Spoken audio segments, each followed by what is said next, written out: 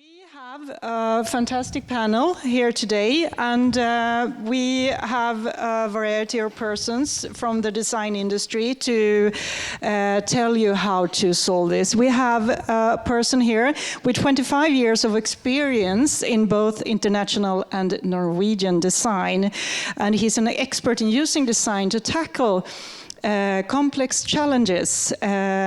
And he's a positive person and like highlighting opportunities rather than focusing on the negatives, so believing the carrot rather than a stick. Knut, please come on stage, Senior Advisor at DOGA. Warm hand for Knut. So please, and we also have, this is hard for a Swede, I will do my best, don't be angry with me, but we have Augustė, Liepa, Kamašinaitė. No, okay, I did my best. But she is a fantastic person working at the Lithuanian Design Forum as a project manager, running several different aspects from this organization, responsible for social media, member relations, and preparing different grant applications and so forth. Augustė, please come on stage. A warm hand for Augustė. And she's really into the new trends of circular design and what's happening in her country, so that's fantastic. We also have Mariliis Alev, circular design expert, that I want to come on stage. Welcome, Mariliis, from Estonian Design Center. And she's, as I said, the circular design expert. She's working with developing several projects and been focusing on tackling circularity through also material technology approach. So we have several angles there, and now we also have a person that have a wide range of design experience, from designing cars to services and to digital experience. We have Joakim Karske, CEO of Design Forum Finland, and he's been here several times before, and has actually been living in Gothenburg long ago while working at Volvo. So welcome back to Röhsska Museum. And now we have another person, the final for the panel, that she's a designer and business developer, establishing the new Arctic Design Center in the northern Sweden. Carola Fallgren, head of Arctic Design Center. And there's also a Nordic approach. She's living in the northern Sweden, but she's been living in Norway for several years. So we have a variety of countries here on stage. So warm welcome to everyone. And perhaps I want to start with asking all of you one question, a super easy one for all of you. Now that we have had those amazing days, I think I have had so many good talks and inspirational talks here.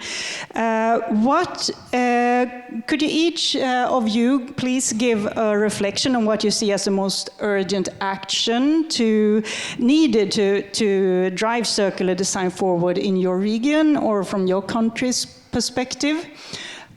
Should we start with you, Knut, and come forward so we can everyone can see you. You can stand at the table so you don't have the light in there. But you were so long and back, so that's okay. Yeah. A tip as a designer, because I'm a product designer and a graphic designer, is to design for longevity, because quality really matters when it comes to the environment. If you want to work with environmental products or services, you have to think of quality. That's the tip as a designer. But from DOGA's perspective, I think collaboration is the most important. And we've been lucky enough to work with you at SVID with the System Nordic report, 3 different reports, really good, worth reading. It's available as PDFs as well on the internet. Yeah, those are the 2 tips. And before the rest of the panel, I just want to thank you, Anna and Jonas, for hosting this event, and for Helena, where is she, for being so positive, because design is fun. It's not really, it's hard work, but it's really fun. Can't you agree it's fun with design? Can we hear an applause yay? for Helena. Yeah, thank you for being here. So I continue with you, Carola. Yeah, thank you for being here as well. And thank you to all the students, because I think it was lovely to see all the presentations of the students, and the future looks really bright if you look into their perspectives. Yeah, but I think from a regional perspective, because I work with regional development, I think the public sector has to become a little bit more, even more improve this infrastructure with communications between the government, the authorities, the regionals, and the municipalities.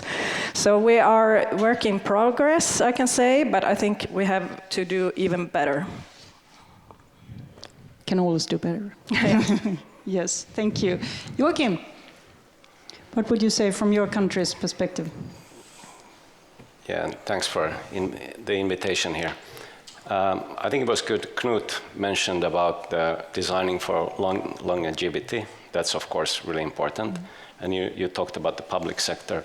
I'm going to talk about the companies, the role. I think one of the most critical things to make the green transition or circular economy to happen is that we get the companies in big numbers in all different sizes, big and small, to really adapt or transition into circular business models, processes, and that whole mindset. And I think it's exactly the same as if I think of the last 20 years, two big disruptions. We have the climate change, now we're talking about the green transition, and then we had the digital disruption. Even the digital disruption would never have happened if the companies would not have adapted or really wanted to do that or transition or make that transformation. So companies are really important. And maybe just really briefly what we do in Finland, in Design Forum Finland, we have had circular design as a strategic theme now for 3 years already. And the first year when we had this theme, we organized a pilot course. It was probably the first in the world, together with Etika, with Anne. And we organized a 1-year pilot course targeted for 50 big Finnish companies. It was a 1-year course, completely free, or it was actually funded by the Ministry of Environment. But it was really good. The companies were really involved and really engaged, and it got a really good feedback. Second year, we started working on an online course for circular design, which we're now launching next month. It was circular design for business, because we think that the businesses, the companies, they need to understand what a great business opportunity, innovation opportunity circular design is. Not just saving the planet, but it's a huge business opportunity, because you need to talk money when you talk with companies. And then of course we want to level up the skills of all the designers and creatives so that they understand how to do it. And we also have one final thing. We also have a guidebook on circular design, which we're also rolling out next month. It will be totally free, also sponsored by the Ministry of different ministries in Finland. Sorry, it was a long answer. Yeah. But long answer, and it's really interesting. I have to promote when I get the chance. Yeah, yeah, because it's good stuff. I encourage you all to really check that project out. I know quite well what that project was, and it was really good. And I can also, regarding marketing things, we did quite a similar project in Sweden that's called Response, and you find lots of information about that project on SVID's website, also kind of similar setup as your project. So it's a really awesome way with tools and help for businesses to change. But we continue. Mariliis, please, from your perspective, we want to hear you. And also starting with thank you for the whole event and for having me here. And the urgencies, which hasn't been, like I agree with everything that's already been said, and it's been said, the main key things that I thought ahead have already been here on the stage and been noted out. But what hasn't maybe been mentioned that much is that businesses are struggling right now. You already mentioned we have had a couple of crises. And I really believe that the collaboration between the public sector and the design sector and the big projects that we have all been working on and are working in, we can build a life raft for the companies for the sustainable future, where there is business in circular economy and there is business in circular design. So to have even more and even better collaboration between the countries here who share the crisis, and to build some little life rafts to keep the companies and productions here alive.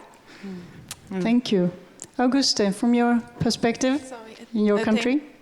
Yes, it should be on. Is it on? Yes. Yes. So thank you for having me there. So I could share about from Lithuanian perspective, because I'm not a designer. However, I work a lot with Lithuanian designers or people that are working currently in Lithuania.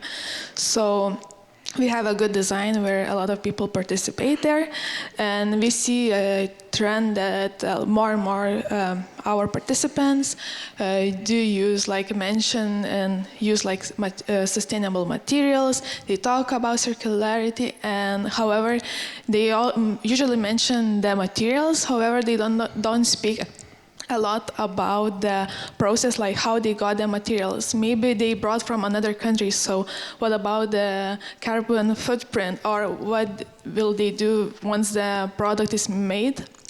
Like where they gonna store it once, or if they're gonna share with the consumers, how they gonna do that, how they gonna package and everything around that. So that's the first thing that comes to my mind once I see what's being made in Lithuania and who participates. And overall, I think that it's a good trend that more and more people, like it grew from 30 to 40% in 2022, while 50 to 60 design projects were mentioning sustainability, materials. So it's a good trend. However, it shouldn't be a trend, it should be a norm. So that's what's on my mind. Yes, thank you. That's the word I like, to change the norms, right? We were talking about that yesterday as well. And I was thinking, you mentioned collaboration, whether it's between organizations, and we need industry and businesses. And you also mentioned the Sister Nordic, Knut, but I know Design from Finland was also part of the Sister Nordic project. So we have this great collaboration that's been running in several ways, but from the Nordic region, it's often seen as a leader in sustainability, like with more agile approach to circular design. In your point of view, Knut, I would like to ask you regarding the Nordic design community. How can we continue to push boundaries? Because I know you mentioned that you think that the Nordic approach can serve as a good, like a role model compared to maybe a little slower approach, like in Europe, that we're quite forward thinking here. Could you elaborate on that? Yeah, I think that the Nordic region, including the Baltic region, is different from the rest of Europe. They got a strong identity for each country and still able to collaborate. I like history, and if you go back to medieval times, you had the Hanseatic League, and that was a network of commerce working together. And I think we could build a network like that again. And all the countries have different advantages. We have 100% hydroelectric power, which is great. In Sweden, they make carbon-free steel. In the Baltic countries, when it comes to innovation, I think the biggest achievement when it comes to sustainability is a video conference, and that was Skype, which was an Estonian startup with one Dane and one Swede. So we know how to do this, we just have to formalize it, and this could be the start of that. Indeed, and then I would continue to you, Carola, because I guess you, in your role, like yesterday when we heard the opening speak by Ebba Busch, Deputy Prime Minister of Sweden, mentioning the Arctic Design Center. So as in your work with establishing this center, which focuses on inclusive and sustainable living environments. So how do you think we can ensure that all regions, also urban and rural, are equally involved in this work and can benefit from it? Because as all our countries basically have a very different options in big regions, so to say, regarding this challenge. Yes, it's a big question, of course, but I think, and also work in progress here in Sweden, the 4 authorities are really doing great regarding just the politics for sustainable environmentals. Arctis, they have a networking for regionals with this question, and I think regions they have to work together in these questions and also learn from each other, and then we also can learn from other countries. And if we look to Norway, they have done really great in the public sector. We actually talked about it a little bit earlier, and they have improved well with design processes in the public sector. Indeed. And then I also think, because in the northern of Sweden, there's a lot of talk about the new industry and lots of things going on in the northern Sweden. So I think that also like you were talking about, Joakim, we need industry and the businesses as well. So from your point of view, what's the key in getting the companies to see the design as a force and use it more in this process to really go forward? How could you collaborate more? I don't know, we've been trying to sell design and promote design for the last 30, 50 years, and we continue doing that. But I think one of the, or a seminar like this, I think is great. Designers talk to designers, we talk design, but maybe we should talk more about how can we sell these ideas? Because one of the most, when people ask me what is the most important competence or capability a designer has, besides, of course, being a great designer and understanding consumers and everything about brand, etc. I think it's being able to sell your idea. How do you sell your idea to the company? If we can't sell the idea, then the companies won't buy it. So maybe we should have more that kind of dialogue, because we've been talking about the importance and the value of design. We've been communicating, for ages. Maybe we need to switch the focus into how do we sell that idea. Salesperson. We actually went to the same school, which is Art Center College of Design in America, and we learned how to sell your idea, make a business plan. So I agree. Yeah. But could they also need to be more brave? I was thinking about you, Augustė, there, as well as Carola, when you mentioned the students' project, because you have so much contact with the students and newcoming designers and see lots of trends going on. Could you tell us a bit about the trends you see in your country, and also if you hear something from the industry that they also kind of listen to those trends, or what do you see from that part? So I don't know percentage, I can't really tell, but a lot of new designers that just finished maybe their schools, universities, they participate. So I see a lot of recycling, for example, making a table and using a car's glass as a top. So I see a lot of recycling, and I see that, like I mentioned before, the growing trend, it grew by in a year about 10 to 20%, which is quite a lot. Yes, every single work usually is in a way somehow connected to recycling, like mentioning once for example, it breaks, it's easy to change something to make it once again usable. So I see a very good trend. However, we have to talk about also consumers, because maybe we make something very good, very like recyclable, and however it can be that there isn't many people that want to get something like that, so we have to also think about that. Yes, indeed. And then it feels natural to hand over to you, Mariliis, regarding, as we're talking about more reuse, but also thinking like your profession in high skills about material technology and so forth. So how can you take on from that perspective? Well, luckily I can say, going from working with adults to younger generation now, the youth, they are so aware. It's beautiful. It gives me hope. Finally, when working with companies, I was losing hope already. Yeah, we have hope. That's why we're here, right? Yeah. But the youth is giving me hope now. They are really into it. They're very open-minded, and they see how things need to change, and yeah, it's beautiful. Indeed. And regarding, because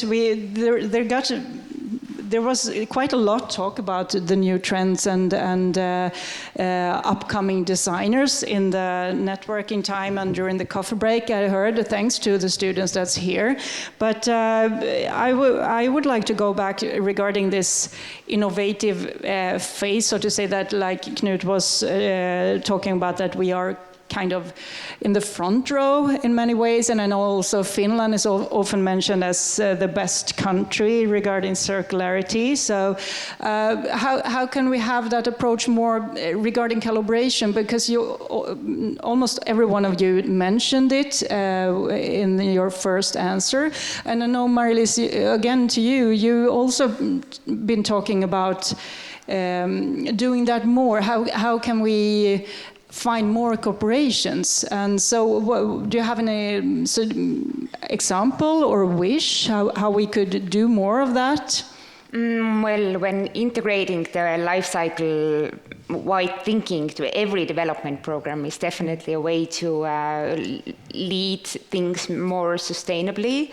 But yes, getting public sector more on board. For example, in Estonia, we have the innovation team working with the government and tackling the public sector's problem one by one with design thinking, and it has produced beautiful developments where, where the society really can see how design is helping them. And having more of these kind of examples will definitely help the society understand the gains we have from using design in many levels. Do you want to continue there, Knut? Anything like from the System Nordic project or something like that? That was a really good collaboration between several countries and a good agenda. But for the 2 days here, where it was shown that it needs to be a professional network was Adrian, that his name, from Borås, and how professional they are working there with the companies, designers, materials, open source, innovation. Everything is you need to rely on the others. They have a saying on the west coast in Norway, and it's like you collaborate where you can, compete where you must. And that's quite a clever idea. Yes, indeed. And to the in different regions, from your perspective, Carola, what would you say there? Do you have any like you're now establishing this new center, and so what would you need, and what do you want to do there? But it's really good, you know, with the collaboration between Region Västerbotten and Region Norrbotten, and also the municipality of Skellefteå and SVID, of course. It's great to know that we don't have to be working on the same questions. We can learn from each other, and that's the great goal as well of this project, to learn and develop together and create capacity for the northern part together. So, we are work in progress. Indeed, and the industry. I know it's been for you who's from Sweden, or at least perhaps also get part of the Swedes news lately. Do you see any like effect on that there's so much going on in the northern part of Sweden? Do you see that as a opportunity to get the design thinking in from the beginning more, like doing the correct thing from the beginning? Yes, it's a very big opportunity to make it right, to make it from the beginning and try to also spread the knowledge of design thinking and social sustainability, and make this inclusive together with inhabitants and people who are coming to northern Sweden as well, so we can think together. So it's a great opportunity actually with a big industrialization of northern Sweden to try to make it right, to be inclusive. Yeah. Do you have any examples from that in Finland, where you see there has been good kind of emerging from the design being part of the business's kind of new phase or something in Finland? Like, have you had any cluster or something that's been opening up where you have had design for Finland involved? I think I've heard several projects you've been part of where you have had the industry in collaboration from the beginning. Yeah, like I said, we have two core segments. One is the design and the creative community, and one is the companies. And we try always, when we do any project, we always try to work with the companies, because, like I said, the change will always happen from there. I can't come up with any good examples right now, but there are multiple projects that we always involve companies. What would you say would be the biggest challenge to, Augustė, from your, when you see those new trends and so forth, when you talk with those new designers, do you see any, from their perspective, what you hear is their challenge to kind of reach the industry and reach out with their design thinking or their projects? So design itself won't make a change. We need to work with other designers, with businesses, with other industries like governments, and they should like prioritize working with someone who works with talks about sustainability, recycling, and just more celebrating, making it a priority, and just.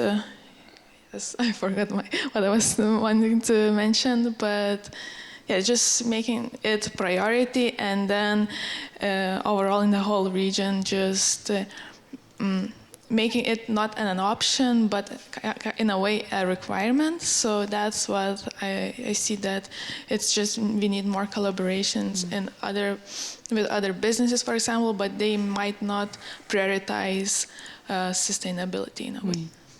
But what would be the key to get the design community to gather more effective in the work of change? Mariliis, you're smiling. We are here. You have a fantastic answer on this. Yeah.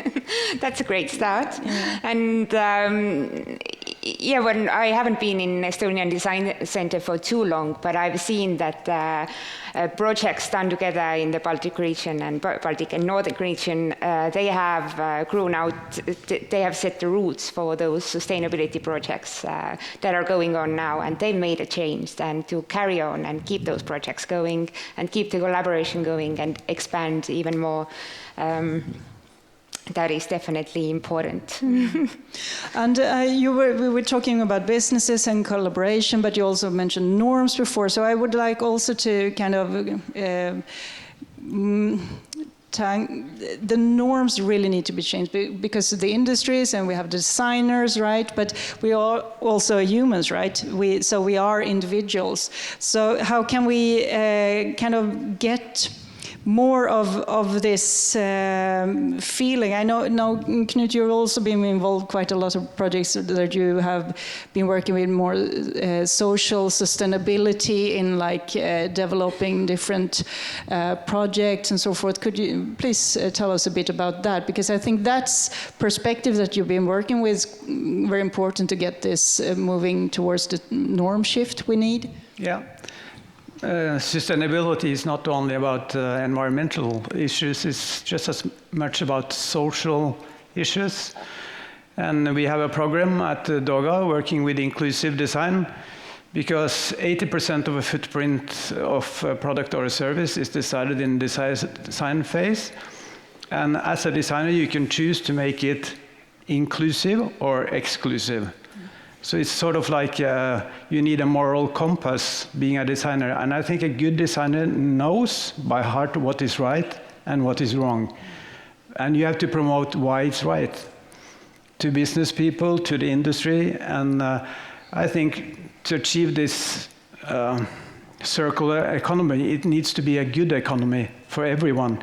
Not only for the business, for the laborers, for different countries, for different sizes, from different sexes. So I think working with inclusion and design is a very important part to be sustainable. Yeah, and I will also like to respond. I think we need diversity early in the processes, and to make a more better outcome. So also the norms, and it's not only about we living in, for example, now in northern Sweden, and the way we look how the society should be. We also have to think like, what if all the time, if we can make it a more inclusive process in the beginning. Indeed. I was actually thinking about asking you also, Carola, so it was good that you answered on that, but I would like you to go a bit deeper, or like if you could broaden your answer, because I know many people, including me, are quite curious about how you're working with to be able to include different aspects of persons, as we have, I know many of the Nordic and Baltic countries have the same challenges with different kind of, we have small cities, we have big cities, but then also like very much of like the northern Sweden, we have different kind of industries as well in northern Finland and so forth. Yes. So it's very different aspects to take into account. Yes, I think the public sector, they have to take the lead of these questions to be more inclusive, to try to make more democratic platforms, how we can also make these communities to talk about these questions, even if it's regarding society or buildings or the life in between buildings. We need to step forward and work together on these questions, and we are getting forward talking about these questions together in the regions in Sweden, and also the municipalities. We have to understand the challenges in the municipalities, because maybe especially also in northern part of Sweden, it's a big geographic area we are working together with, and it's 29 municipalities with different kind of challenges. So we have to understand their kind of perspective, how to become more circular in their communities. So it's a big wicked problem. Yes, indeed. That's why I asked you. Thank you. But and then I'm thinking, what kind of competences then do we lack, or what do we need there? What do you see? Do you have Mariliis? There is a gap somewhere in between. Like we all here in this room probably know that the design is the key to sustainability, and we can see the problem that people are maybe not using or making the right choices. Even if the designer is good in heart and knows what's the good choice, then why isn't the end user using it? So somewhere there is a gap. Where, definitely nudging and those nudging projects that help the end user to a better choice. Yeah, Knut. I just have one comment, because when I talk to business people, I talk about design and what it could do, and to get a higher price and to meet a bigger market. But I tell them that design is really about risk management. If you use a designer, the chances of doing mistakes are much smaller. And the EU has a lot of regulations when it comes to inclusion and sustainability and everything. And the designers understand how to deliver on those demands. And very few people do that. If it's like you have to produce with 50% less electricity, a designer knows which process to use. It's not only the shape of it, it's as I say, you have to design for production. And by using carbon-free Swedish steel or using Norwegian hydroelectric power, you can reach those goals, but it goes through the design phase. So you have to tell the importance of the design phase. Yeah. The importance and the fun. We said it was fun with design, right? So what's the most fun with design? What do you say? What do the audience say? This fun with design. So, but we are about to round up because we also have the fun is also like the kind of why we're here those 2 days, that we really want to network and find ways to collaborate, because that's what I've heard so much with you beforehand and in the pauses, that we need those strong network to really be able to continue this work, because we need each other, as well as we have so many similar challenges together that we need to address. And yes, as you mentioned, we heard Adrian and so forth. Many people have tackled this. But so before we round up, I would like you to also, before we close, if you could see from everyone and a final word about the next step to do this. Like what would you want to see happen now?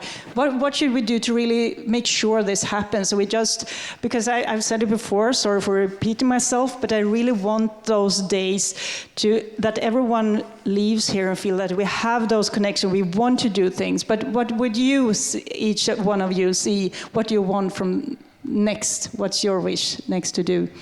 Like Nike says, and the guy from Podre, just do it. Just do it, yes. So let's do it. All right, Carola.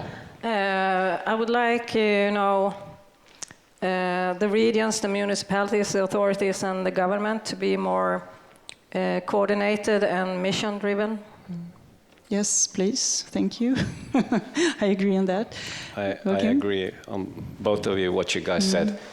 But we have this Nordic platform collaboration, as we call it, the collaboration between the sister organizations in the Nordic countries with Design Forum Finland. And what I would really like, we've been talking about how we can collaborate, and now we should really start doing that. And one thing that we've been talking about is that we should not reinvent the wheel in every country. Sweden, Denmark, Norway, all these countries and Baltic countries work with circular design and circular economy. So let's share everything that we have. Let's not redo the same thing in different countries. And we said in Finland that, for example, the online course that we spent 1.5 years in doing, or the circular design guidebook, feel free to translate it in your language if you like. It's the more people get to use it, the better. Absolutely, I agree totally. Thank you. Mariliis. Yeah, that's also a wicked question. What to do now? Start just doing it, and then I guess everyone should we talk a lot about breaking silos, but in a way I still see also the same kind of thing, that everybody are still working in silos, kind of, in a way. And the sustainability seems to be somehow rounded up by walls. And to maybe explore why is that, and have a look, is systemic approach included in every project? That it's not only been built in a small scale, but does it make the systemic influence that it's supposed to make? Yeah. Thank you. Augustė? And all the answers that I want to mention were mentioned just before, but I thought about like working more with consumers, because they're the reason that everything is being made. So just communicating more with them about the sustainability, about all those things. Yes, indeed. But that's good that you wanted to say the same, because then it's like we kind of have the same view of what we want now. So let's continue doing that then. So a huge thank you all, Augustė, Mariliis, Joakim, Carola and Knut. A warm hand for the panel. Thank you so much.